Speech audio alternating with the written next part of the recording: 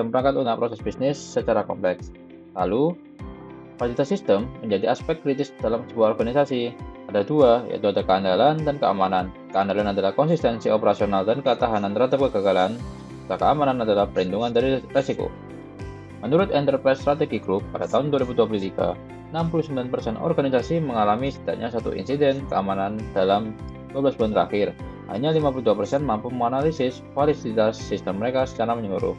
Penelitian ini mendukung SDG 9 dan Asa Cita poin keempat. Rumusan masalah yaitu adalah bagaimana mengembangkan transformasi semantik BPMN ke graf yang mengintegrasikan aspek keandalan dan keamanan untuk BPMN yang kompleks dan dalam analisis validitas melalui formulasi LTL. Kedua, bagaimana merancang algoritma verifikasi berbasis graf dengan abstraksi konseptual dan dekomposisi properti untuk mengatasi state of action dengan tetap mempertahankan kemampuan deteksi masalah, keandalan, dan risiko keamanan. Ketiga, bagaimana mengembangkan metodologi analisis validitas sistematis yang mengintegrasikan analisis graf, verifikasi LTL, dan teknik inspeksi untuk meningkatkan efektivitas evaluasi, keandalan, dan deteksi risiko perangkat lunak proses bisnis. Tujuannya kurang lebih menjawab dari rumusan masalah.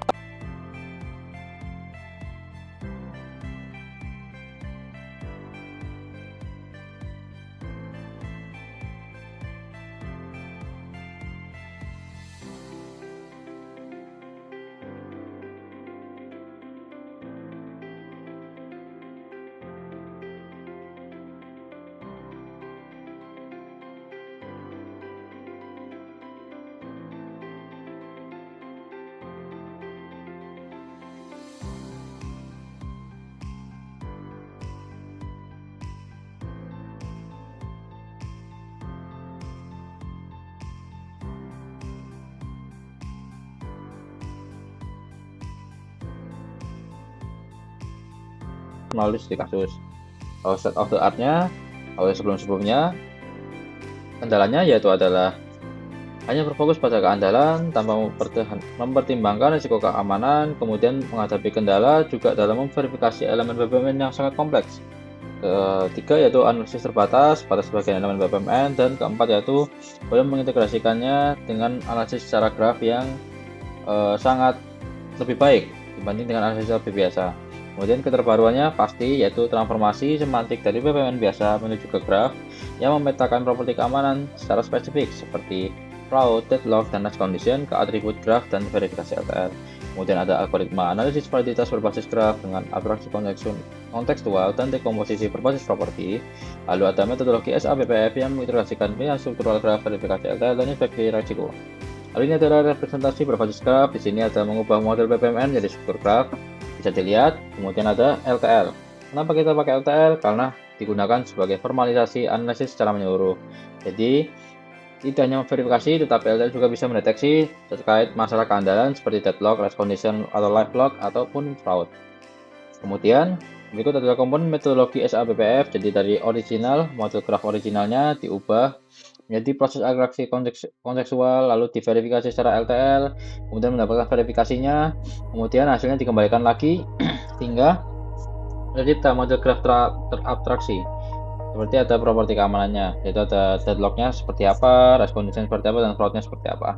Berikut ada variabel dan desain penelitian. Jadi variabelnya ada dua, independen dan dependent. Kemudian ada konstanta penelitian, yaitu ada konstanta yang dikontrol dan jumlah percobaan. Lalu ada kelompok kontrol dalam desain eksperimen, dan analisis komparatif. Kemudian ini berikut adalah ilustrasi sederhana bagaimana BPMN menjadi sebuah graf, yaitu adalah BPMN biasa, diagram sebagai input, kemudian diubah menjadi JSON yang standarisasi, kemudian di outputkan menjadi sebuah graf. Lalu ada hasilnya, mappingannya, jadi BPMN tadi diubah, ada mappingnya secara node dan juga secara edge. Kemudian ada hasilnya, secara akurasi memang bagus di BPMN XML dengan extension yaitu bernama .bpmn, kemudian disusul dengan .xml, kemudian disusul dengan .xptl, dan terakhir adalah .vcu. Kemudian ini adalah hasil dari masing-masing distribusi data-datanya tersebut. Itu saja. Lalu kemudian kita tidak hanya mempresentasikan mengenai cara konsep tadinya, tetapi kita juga telah memproduksi secara software atau secara fitur yang bisa digunakan oleh pengguna lain. Di sini pengguna bisa mengakses dengan di link bpmn.iemlab.id. Di sini ada beranda sebagai landing page, lalu ada multi format par1 graph di mana BPMN dari berbagai format, jadi ada .bpmn, .xml, .spdl, lalu ada .visio, bisa dimasukkan ke sini, lalu bisa kita coba-coba. Lalu bisa kalau di export itu akan membuat sebuah JSON. JSON ini JSON standarisasi, jadi JSON ini bisa universal, lalu bisa dipakai kemana saja. Bisa dipakai untuk analisis graph, bisa untuk dianalisis ke Petrinet dan sebagainya. Kemudian di sini ada token simulation, jadi bisa melihat simulasi dari BPMN itu berjalan seperti apa. Kemudian ada parser BPMN to Petrinet. Di sini adalah untuk mengatasi perhitungan secara LTL, yaitu kita harus mengubah BPMN dulu menjadi sebuah Petrinet agar LTL tersebut bisa dianalisis. Kemudian lanjutannya ada graph analisis, tadi dari JSON yang sudah terstandarisasi di depan kita bawa ke sini, lalu kita bisa mendapatkan Cypher Query. Biasanya kita menggunakan Neo4j database. Kemudian ada semantic type-nya juga sebagai analisisnya. Lalu ada graph validator, tadi sama dari JSON hasil yang standarisasi tadi dibawa ke sini untuk mengapain? Untuk mendeteksi deadlock dan livelock. Deadlock itu dimana terjadi sebuah berhenti dalam sebuah alur suatu proses bisnis. Sedangkan livelock itu adalah suatu keadaan dimana ketika proses bisnis ini tidak akan kunjung selesai. Kemudian ada graph semantik, di sini menggunakan NLP, lalu ada LLM juga sebagian di sini untuk menganalisis BPMN secara struktural maupun secara isi konteks switch-nya.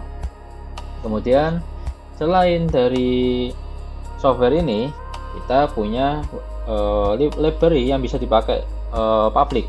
Jadi library ini sudah terpublish di PyPy, Python, bisa diakses di BPMN Script Graph Script Transformation di versi sekarang, bisa diakses lalu bisa digunakan. Ini ada dokumentasi lengkapnya dan di sini sudah dipakai beberapa user gitu, sehingga sudah mulai teruji kelayakannya seperti itu dan sudah dipublikasikan. Sekian dari saya, terima kasih.